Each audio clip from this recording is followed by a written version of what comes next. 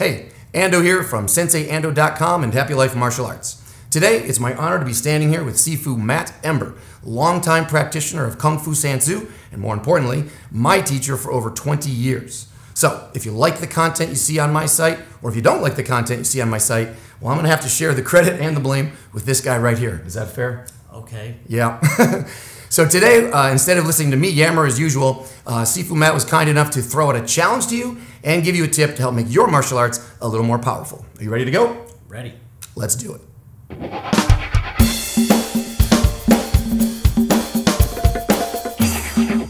Okay, so here we go. Thanks again for doing this, by the way. You're welcome. All right. What have you got there? I've got a six-pack ring. Ah, so you're up late last night preparing for this today, drinking. I do the best I can. Thank you very much. Give, give, give. That's my motto. So these are beer rings or soda can rings? Soda rings, whatever's your standard six-pack ring, mostly used to kill wildlife. Excellent. Trapping tip. Today we're going to do a little party challenge. Fold the ring up and fold it again so you have basically one ring. So the 6 rings become 1. 6 rings become 1 ring. The challenge is I know what's coming. Snatch the pebble from my hand. No, Okay. The challenge is, can you break this ring? Can you break this ring? That's the challenge. Break this ring? All right. It's harder than it looks. Should I go? Go for it. Yes. Very nice. Now I can tell you that may have looked easy, but I did try this a few years ago when he first presented this concept, and I think my finger's still jammed from it, and I definitely pulled something in my shoulder. I haven't tried it since. It's more than likely I will not be doing it again on camera today. Maybe I'll add it at the end if I do it. So where in the world did you start this, and why is this important? Why is this important? That's a bigger question I can't possibly answer. So but let's start with that. Where did that start? I learned this trick in 1979 at a high school party that I was at, and the strongest guy in my high school used to do this as a party trick to prove how strong he was, which was unnecessary. But then one day he called me over into like a coat closet and said, "Hey, I'm going to show you how to do it. This will be really cool because look at you. And if you can do this, people will be amazed." Like Hoist Gracie in the UFC. If the smallest guy can go in and beat everybody, then this is cool. So sure, I'm just like Hoist Gracie in the UFC. There you go. So he taught me the trick, and now I'm going to talk about it with you. All right. Help me. Okay. Well, your hands are a little bigger than mine. I can get 3 fingers in there, but if 2 fingers is fine, if you got bigger hands, 2 fingers is fine. It doesn't matter. Yep. I can do it with 2. It doesn't matter. Yep. The real key is the relaxation, the slack on the rings. You don't want any tension or pre-tension on the rings. Just let the rings be as slack as you can make them. You know, keep your hands together. Okay. And then take a breath because you need something to expel. You need to breathe in so you can breathe out. Okay. You have to breathe out to deliver power. So you take a little breath, bring it in, and then remember you're only going to here. It's not about getting it all out wide and exploding the universe. It's just about exceeding this flexibility. So if you get to about here and you haven't done it, it's stretched to here, give up. Okay. So it's just to here. So don't break my back like I've done don't break your back. It's not about full extension. It's just about acceleration to here. Okay. Oh, man.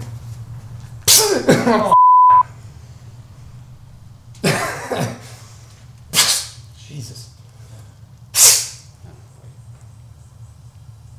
You're a terrible teacher. It must be you. It's not me. Oh, wait. 20 years.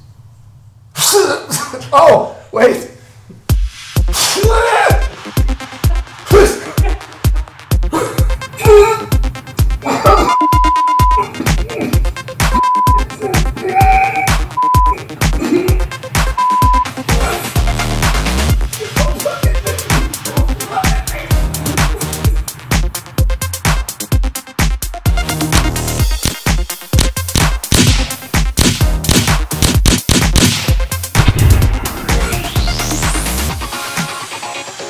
Okay, so cool challenge. What in the world does this have to do with martial arts?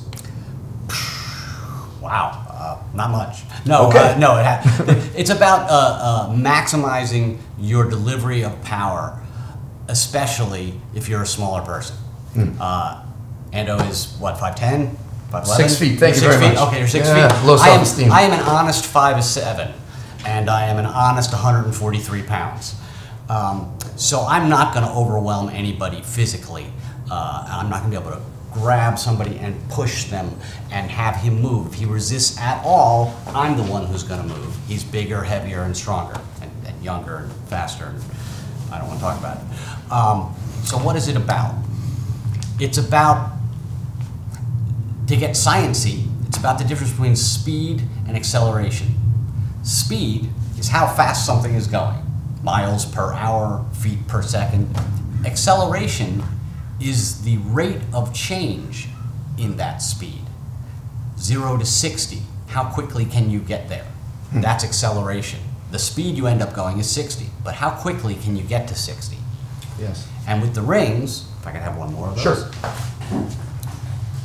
With the rings, you're talking about a piece of plastic, and plastic is flexible, and what I want to do is exceed its parameters of flexibility quickly, and then they snap.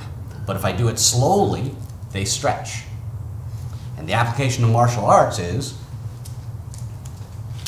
let's say I'm going to do a leverage. Simple leverage that we've all learned.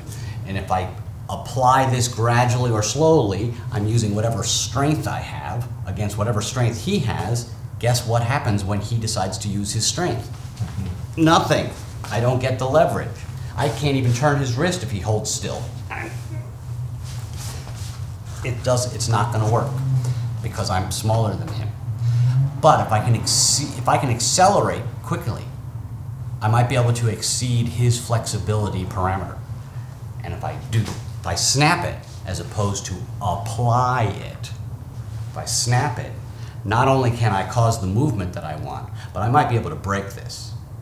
But if I apply it more and more and more and more, and then maximum, I'm never going to break anything because he's not even going to move. Right. So it's about the snap.